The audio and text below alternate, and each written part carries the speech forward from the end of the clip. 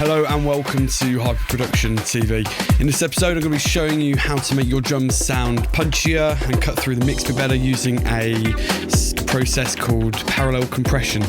So I've got a project open up here which I've been working on purely for the purpose of the tutorial. So just give a quick listen and you'll kind of hear that the drums aren't really cutting through that well. Alright.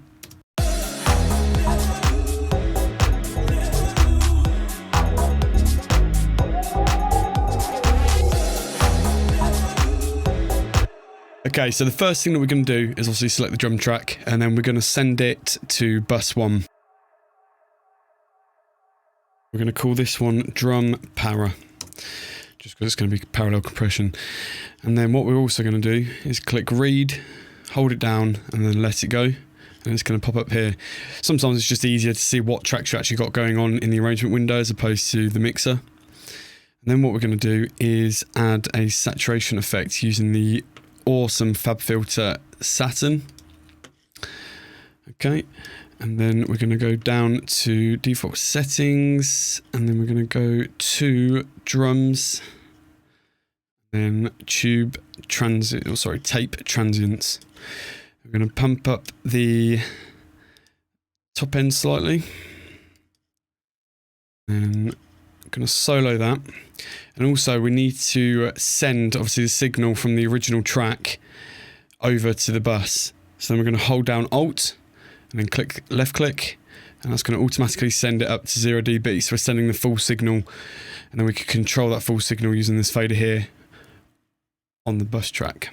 Okay.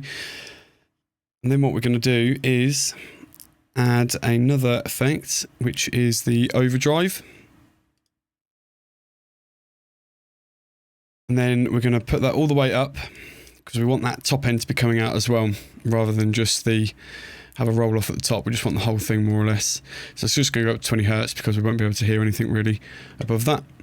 And we're going to put this one down to 4 dB.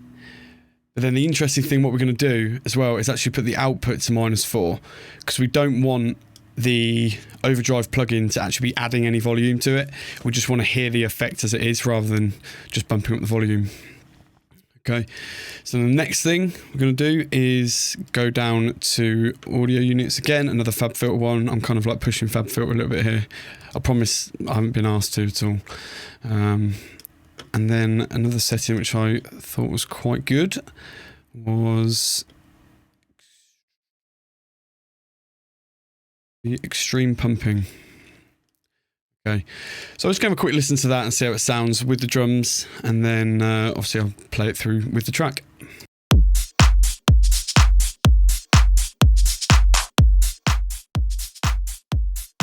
You can kind of already see that it's adding quite a bit more punch to it, and the transients are a lot more apparent than they were before. So I'm just going to introduce the fader so you can kind of hear it with, and then without, and then with.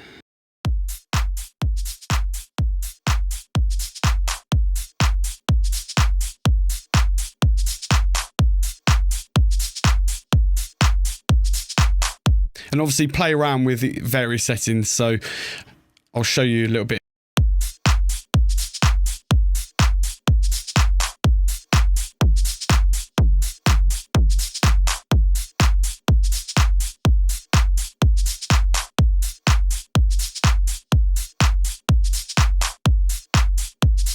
And I'll bypass that, and then you can hear the difference. You can hear that it just adds that little bit more top end bite to it, and it just obviously using that sort of process just cuts through the mix a lot better.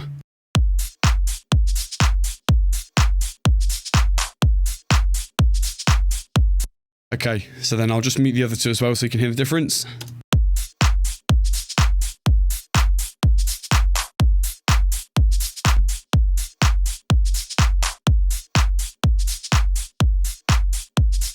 Turn the drive up slightly.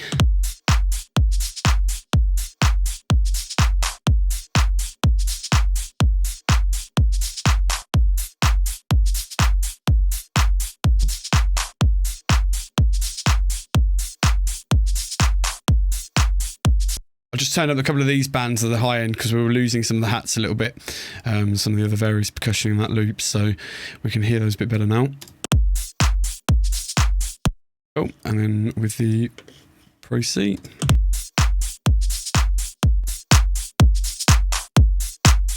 You can see without that compression, it's probably just a little bit too much. You can also hear the distortion there, and it's just not going to sound as tight and controlled without the Pro C2. By the way, it's a great compression plugin, by the way. I'd highly recommend it. In fact, all the FabFilter stuff's pretty ace. So we'll hear it without and with. So you can already hear it just sounds a lot more controlled.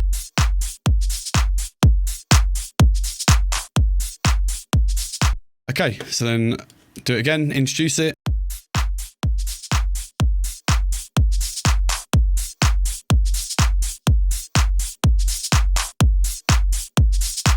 Okay, so then in the track, I'm gonna take that off, and then I'm gonna mute it, and then when the track's playing after the first round of the loop, I'll then take the mute off, and you'll hear the difference.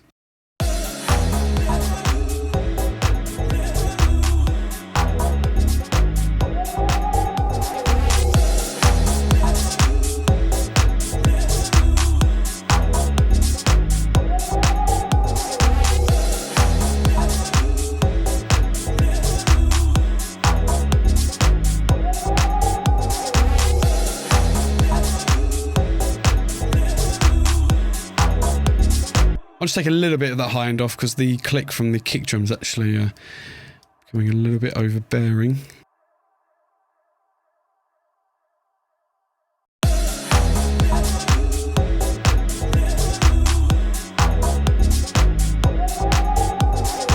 Okay, and a little addition as well. If you're wanting to know sort of what levels you're meant to have between drums and bass, a good starting point. It's not the be all and end all. It's not, you know, biblical, whatever. But if you normally get your bass reaching, what we've got here. So we've got the bass going about -7.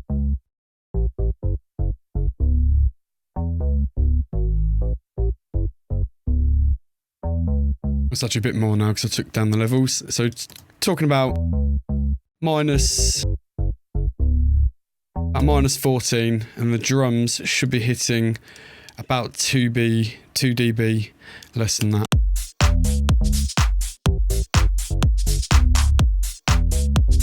So just the drums are 2 dB louder, which is a great starting point, and obviously play around with it. But in terms of club tracks, that's sort of like a go-to thing that I do especially. I kind of feel that most people agree. If you don't, put a comment in the section below. So the next thing we're going to do is send the drums out onto another bus, and then we're going to add some reverb to give it a bit more of a spacey effect. So then we've got another one here. We're just going to call this drum verb. Drums and reverb, totally original. And again, we're going to get this up on the arrangement window. Oh, sorry. So it's up on read. Get that there as well. Okay. So then I'm just going to minus that. Take that down to nothing, and then I'm going to add Logic's reverb, the Space Designer. Okay, and then what we're going to do, we're just going to play around with a few settings. I'm going to probably just start off with gated reverb, and then just go from snare stretch, and we'll just sort of play around with it. I'll have a little play with the presets, what it's got with it, and then you can hear it. Also make the decision for yourself. Oh, not forgetting to actually press Alt, send that to it. There we go.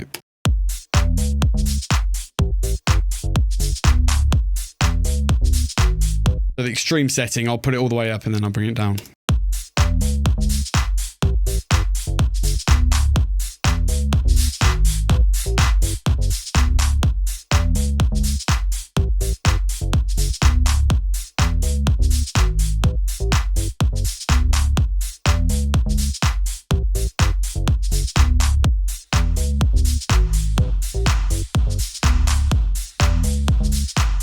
Also just going to put a bit of a low cut on the end there because we don't want any rumble.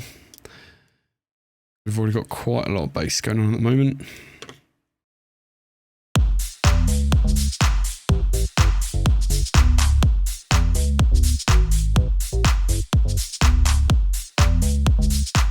Okay, cool. It's sounding pretty good so far. So then all in the track.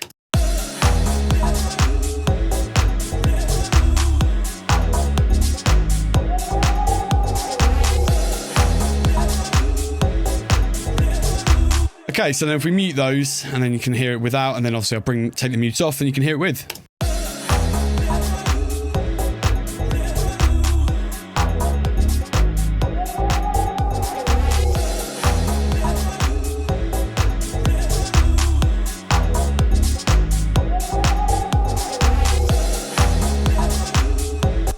And there we go, there's a little tip to show you how to make your drums sound a bit bigger, a bit better, and punch through the mix a bit more. That's it for this tutorial. If you've got any questions or any queries or any arguments against what I've done, in case you've got another tip, then please share it with the rest of the community on YouTube. Pop it in the comments section below. Don't forget to subscribe, and also subscribe to our newsletter for our brand new website that's going to be launching in November. You can go over to www.hyperproduction.tv, sign up there and be the first to know when we go live. Thank you very much for watching. Take care. Bye-bye.